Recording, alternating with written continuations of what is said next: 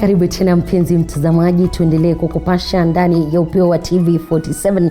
Mimi nafahamika kama Elizabeth Mutuko. Kwenye meza ya lugha ishara yupo Mini Mbesa, na tukisonga mbele ni kuwa chuo kikuu cha Mount Kenya ni cha 4 nchini katika kuwapa nafasi ya mazingira bora wanafunzi kutoka mataifa ya kigeni. Utafiti wa hivi karibuni ukiashiria kuwa ama umeorodhesha vyuo vikuu humu nchini vinavyowavutia wanafunzi zaidi kutoka mataifa ya kigeni. Wakati huo taasisi za elimu na ya juu ambazo zingali zinazingatia na kutegemea kupokea fedha kutoka kwa serikali zimekashifiwa, huku zikielezewa kuwa zina uwezo wa kujitafutia fedha kupitia mbinu tofauti, kama anavyotuarifu mwanahabari wetu wa masuala ya elimu Sharon Baranga. Vyuo vikuu humu nchini vimeathirika kifedha kutokana na janga la corona. Baadhi ya wanafunzi wameshindwa kulipa karo, hali ambayo inaendelea kuathiri taasisi hizo za elimu. Our universities and other departments of government are lazy.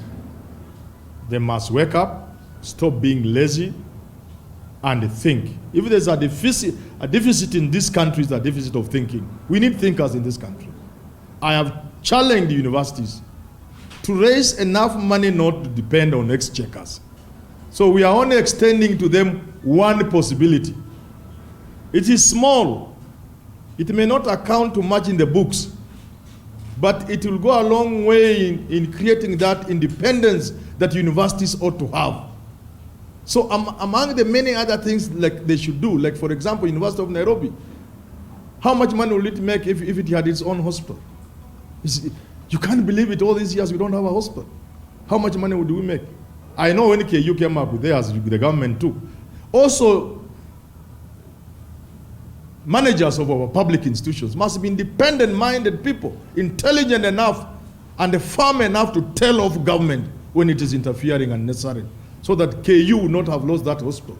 It should be theirs to generate income for them. And so this foreign student is just a tiny thing, but nevertheless important enough to create resources sufficient for universities to be self-managing in terms of resources. Because if you can manage yourself, then you can take less dictatorship from other people.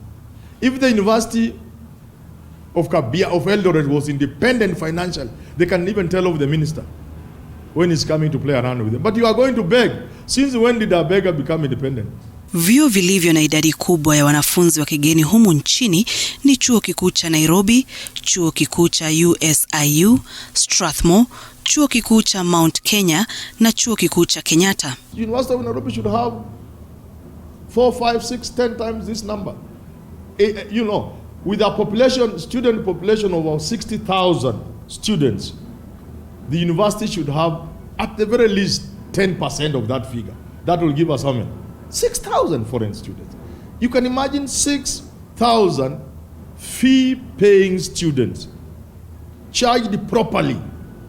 Because even if you do Bachelor of Arts, which is the lowest rated course, for example, a foreign student pays more. Taifa la Uganda linaongoza katika nchi zinazowatuma wanafunzi kusoma katika vyuo vikuu hapa nchini Kenya. Mataifa mengine yaliyo na idadi kubwa ya wanafunzi hapa nchini ni Sudan Kusini, Tanzania, Somalia na Nigeria. Most of the boarding primary schools in Kajiado, George, really cater for Tanzanian students.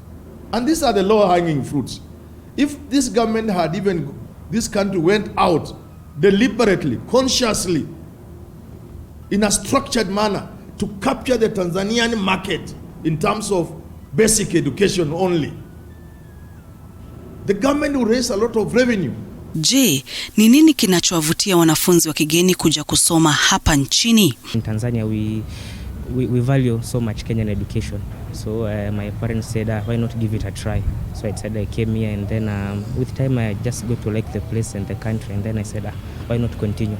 Kulingana na utafiti, baadhi ya sababu zinazozingatiwa na wanafunzi wa kigeni kabla ya kujisajili kwenye vyuo vikuu ni sifa za chuo, aina ya somo pamoja na muda wa kukamilisha masomo, usalama kwenye nchi hiyo ya kigeni, gharama ya maisha miongoni mwa mengine. Utafiti wa hali ya wanafunzi wa kimataifa katika vyuo vikuu nchini ulifanywa na kampuni la kimataifa ya utafiti CPS kati ya Januari na Machi mwaka huu. Sharon Baranga, TV 47.